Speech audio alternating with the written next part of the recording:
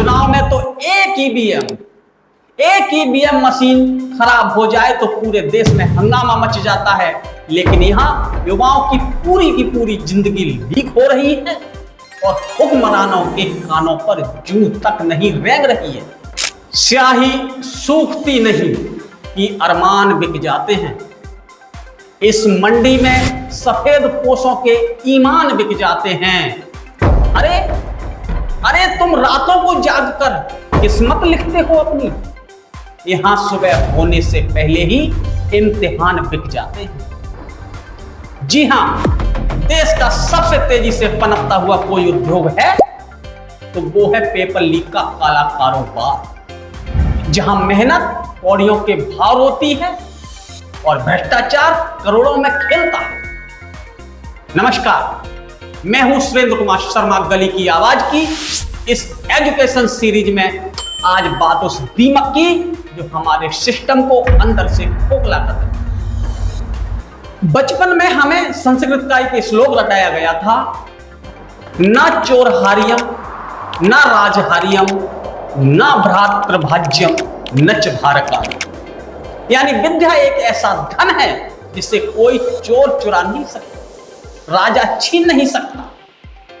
लेकिन आज के इस सिस्टम ने हमारे ऋषियों के इस श्लोक को भी झूठा साबित कर दिया है।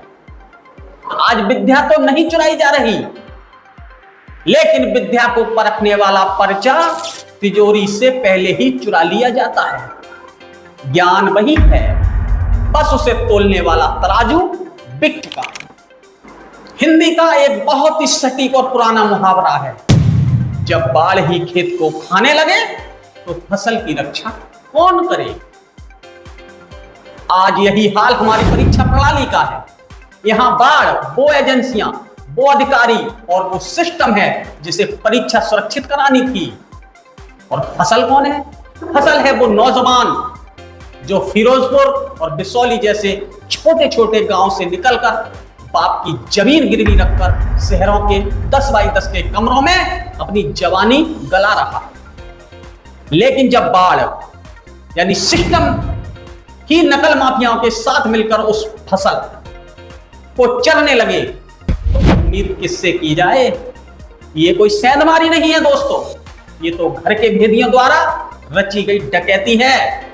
जब कोई बच्चा लीक होता है ना तो सिर्फ कुछ पन्ने लीक नहीं होते, एक बाप का अभिमान लीक होता है, एक माँ का इंतजार लीक होता है और एक ईमानदार युवा का सिस्टम पर से भरोसा लीक होता है। वक्त आ गया है कि अब इस बाढ़ से ही सवाल किए जाएं। आपका इस काले कारोबार पर क्या सोचना है? क्या सिर्फ परीक्षा रद्द कर देना ही इसका इलाज है, या इन माफियाओं की जड़ें काटने का कोई और तरीका है? अपनी बेबाक राय कमेंट में जरूर दें। सच कड़वा है पर कहना जरूरी है। जुड़े रहिए गली की आवाज के साथ। जय हिंद।